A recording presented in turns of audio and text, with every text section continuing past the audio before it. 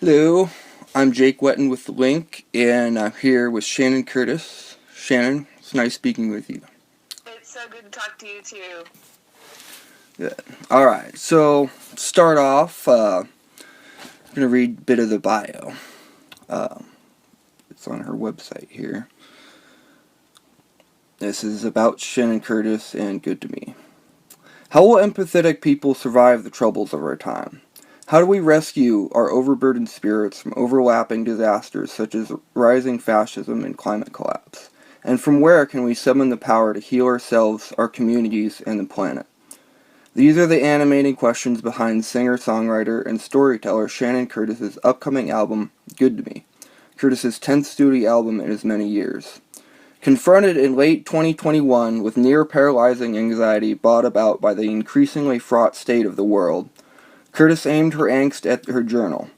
Using tools she acquired in 12-step recovery, she set out on a quest for self-healing with the intent of nurturing her personal sense of peace and agency in a world on fire.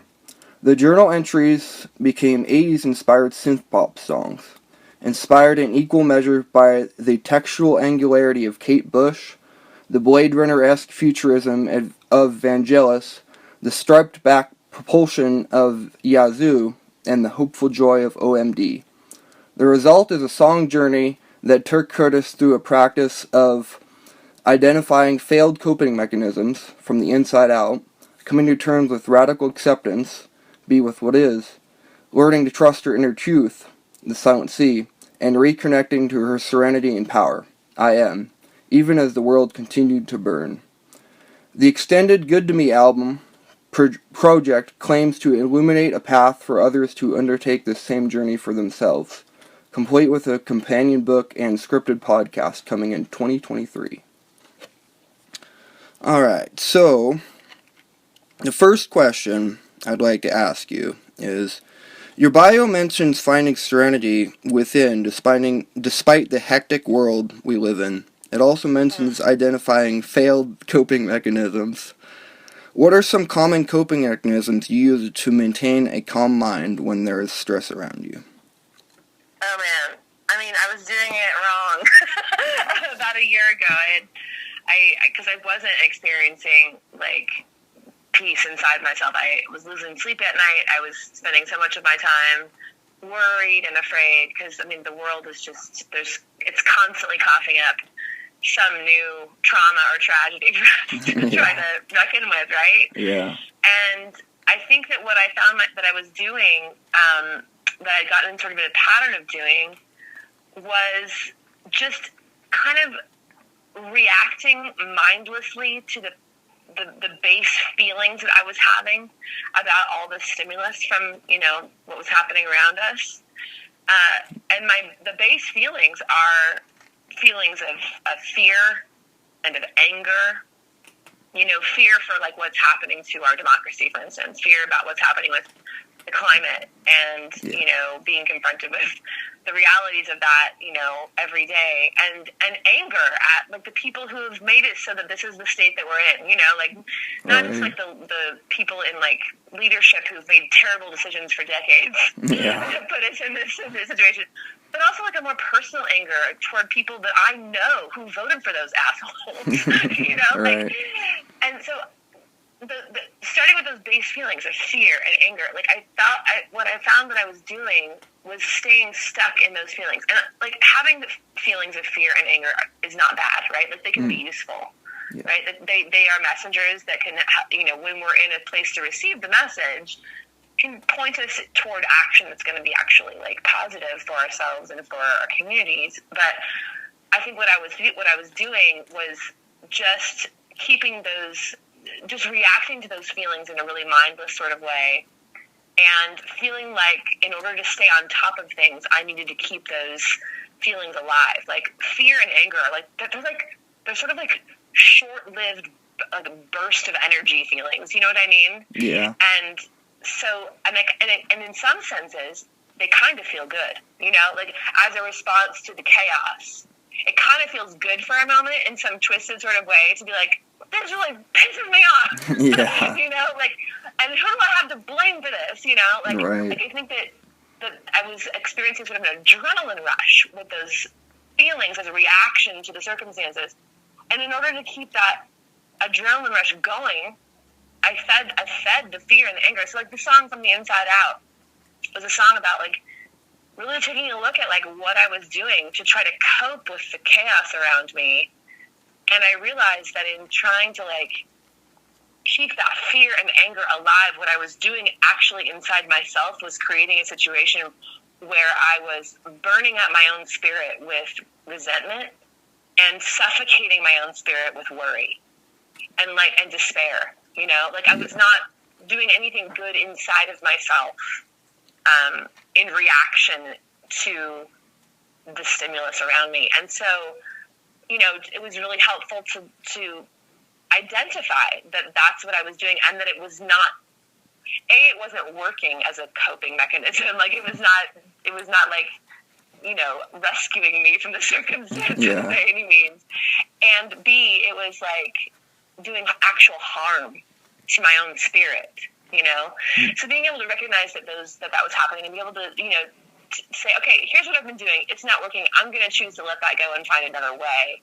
You know, the rest of the album kind of like explores what is a more productive way for me to receive the stimulus of the chaos of the world and figure out what I can do about it in a way that brings more peace and serenity to my inner life, and also gives me access to my own power to act in ways that might actually make things better, you know? Yeah. And so, I mean, we can go into more of that if you want to, but like, you know, the rest of the album, sort of after sort of examining those unhealthy coping mechanisms, it was really centered around this principle that I learned in my 12-step recovery.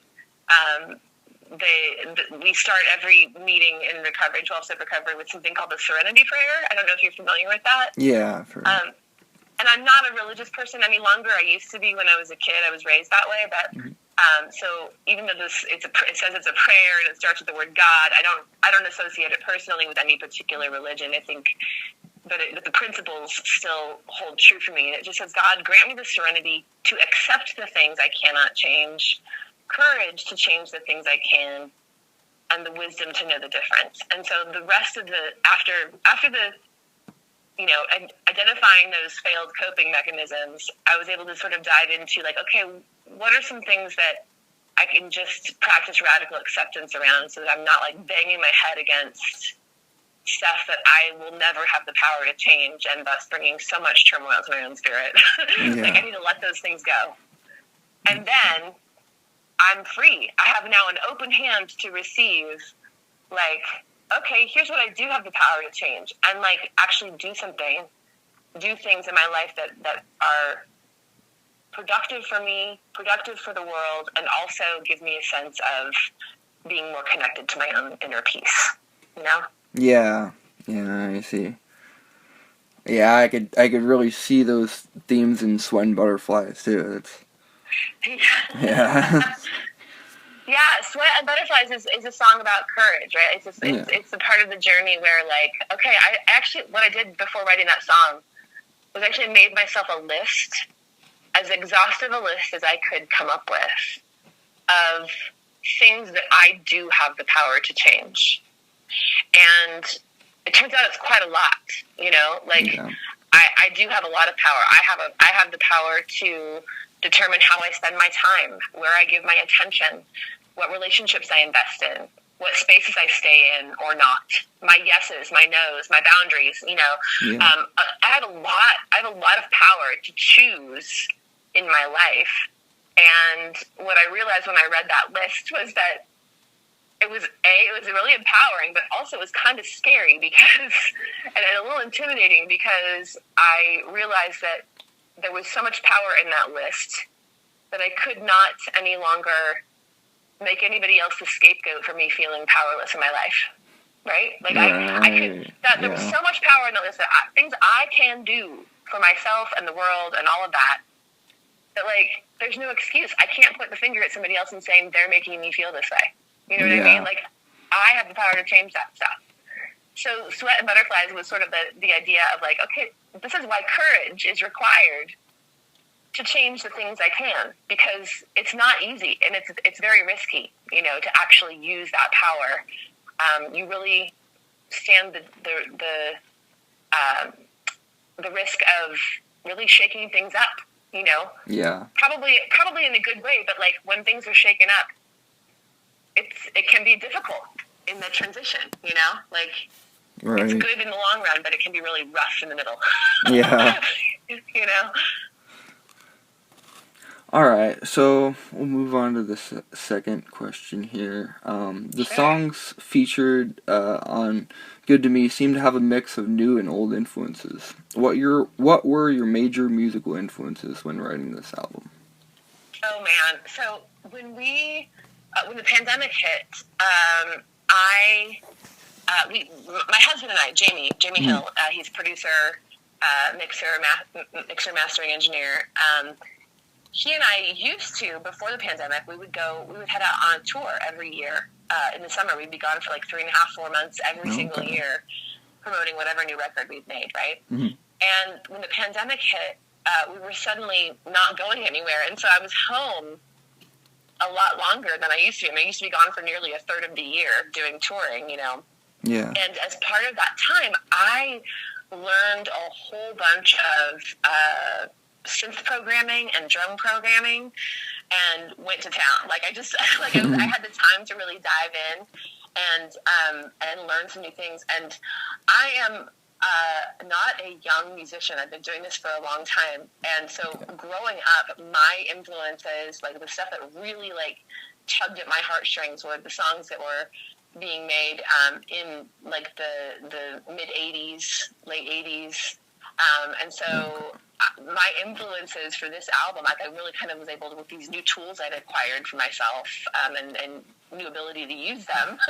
I was able to sort of dive in and sort of recreate, or at least be inspired by, influenced by music that was being made back then. So, Kate Bush is a goddess, and like her album Hounds of Love is just, it blew my mind when I first heard it, and she's just this strong woman. Her voice, when I say her voice, I don't mean like her singing voice, I mean her voice as an artist is just so compelling to me.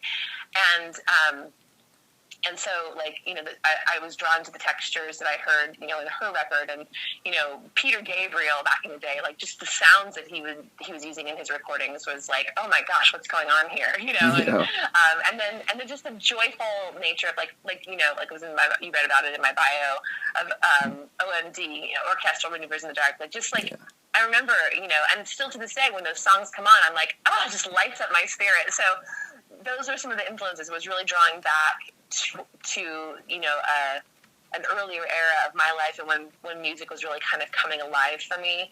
But I exist here in 2022, like everybody else, So the new stuff, the new influences that you're hearing, it's that I'm hearing stuff now. It's not like I'm trying to recreate what I heard as a kid, in the 80s influence stuff, but really kind of like bringing the two eras together in a way that feels authentic to me, Yeah, I can definitely hear that. Okay, so the third question is, do you have a favorite song on Good to Me? On this album? Yes. Oh, that's so hard. Because they're like my kids, Yeah. But I have a few that I kind of rotate through. The second song on the album is a song called Sandstorm, which is a song about like naming the stuff that's causing me fear, or to have these strong emotional reactions, and it's just this it's like a heavy song, and I just like I to borrow from like the language of people who are much younger than me, I feel like it kind of goes hard in a way that just like gets me so excited, Yeah. And that sounds a little silly, I'm sure, because I shouldn't be using that word at all. But I'm like, it just really fires me up, like I really love it. Yeah. But then later on in the album, there's a song called "The Silent Sea," which is a song about listening. It's a song about like getting quiet inside your mind and really listening for the messages that your feelings are trying to bring you, you know, in terms of like giving you direction about what to do, you know, because of what you need or what you value, that kind of thing. Yeah. And that song just feels like, it just feels like bobbing along the ocean, and I really enjoy listening to that one. That one's really special to me too. So, and then the final song, the title track, "Good to Me," is a favorite too. When I don't know if it was because we were toward the end of the project when we were actually like recording the songs, but when Jamie and I were working on that one, on the mix of that one together, there was one moment in the studio where he turned around from where he had been sitting to look at where I was sitting, and we both had tears in our eyes. Like we just had this like an emotional sort of like reaction to it while it was being made, and I still feel like I can get in touch with that feeling of making that song when I hear it now too. Nice, that's awesome.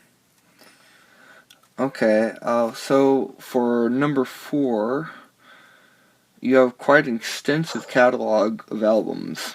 If you had to pick one album of yours to recommend, besides Good to Me, which one would it be and why? Oh, man.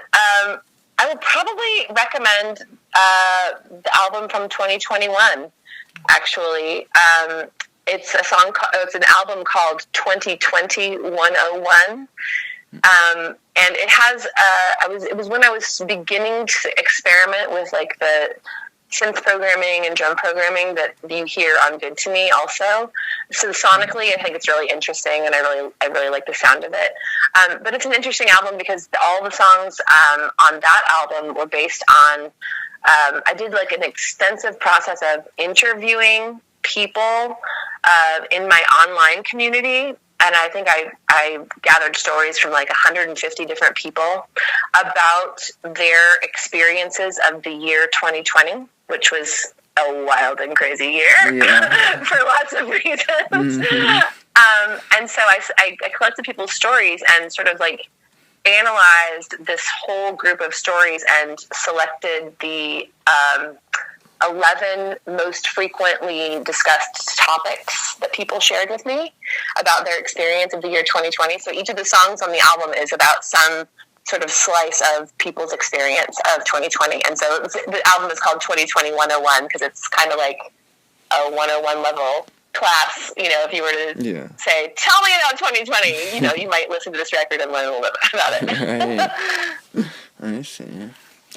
Interesting. Kind of a good time capsule record for that year, then. Yeah, that's exactly what it is. Mm-hmm. Nice. Yeah, I just wanted to mention I saw the I Know video, and that was really touching. That was amazing.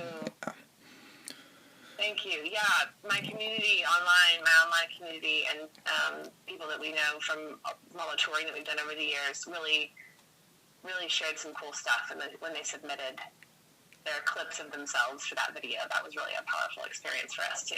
Yeah. It takes strength to open up like that. Definitely. It does. And it also gives us strength when we do it. Yeah. Right? Like it's like a self-reinforcing activity. Yeah. You know? It's a great release. Mm-hmm.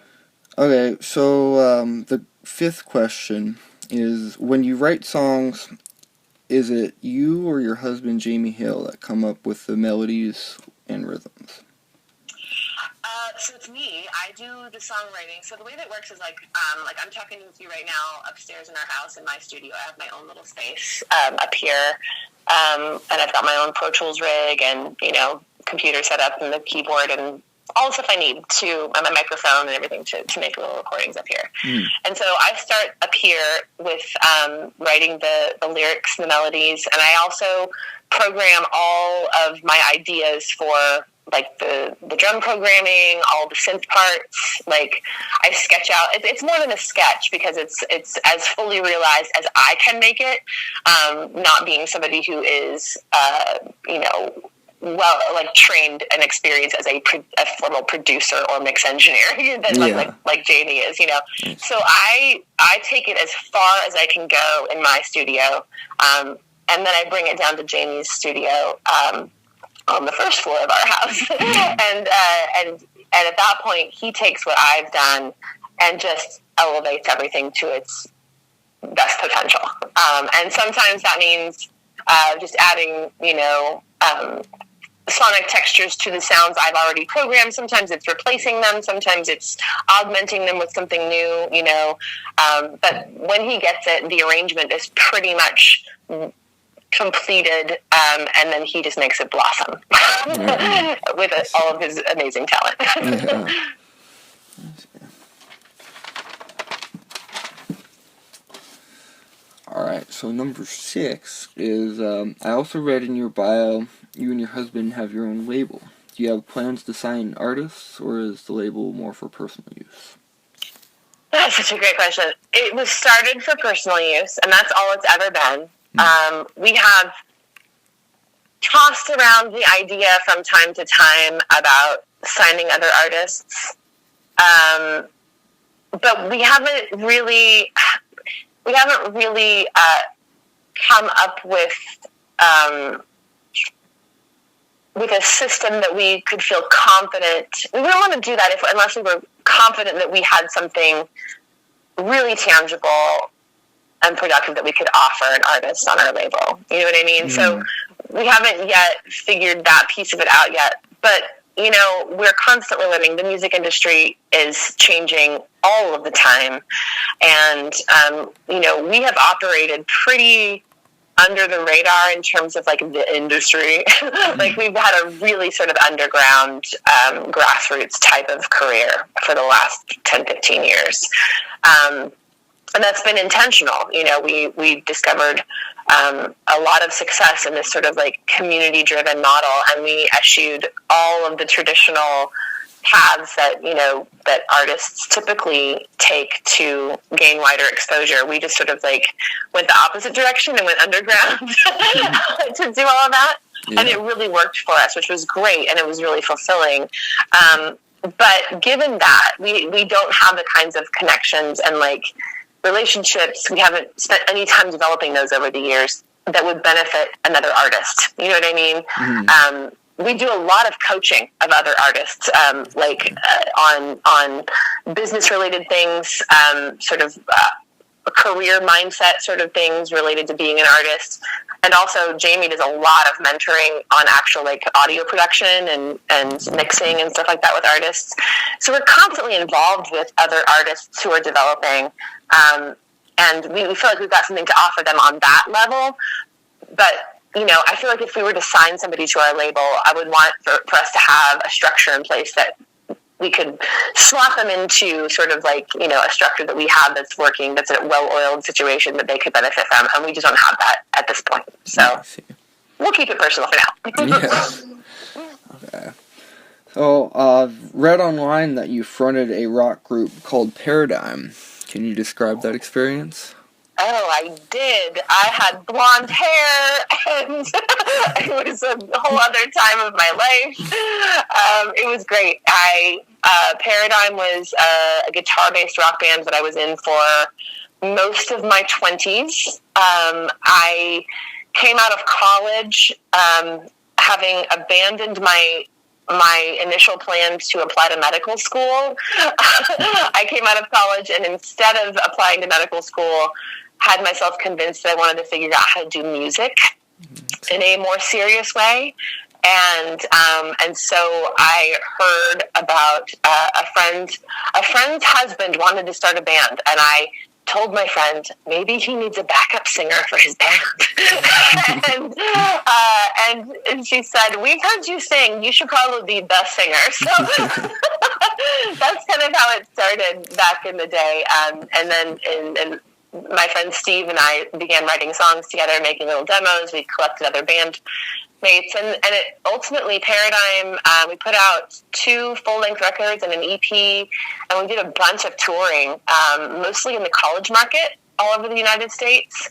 And it was a great time. I really learned so much in that time about, like, you know, what it feels like, what it's like to make a record, what it's like to write songs, what it's like to book a tour and go on tour and, you know, tour manage, you know, while you're out on the road and things like that.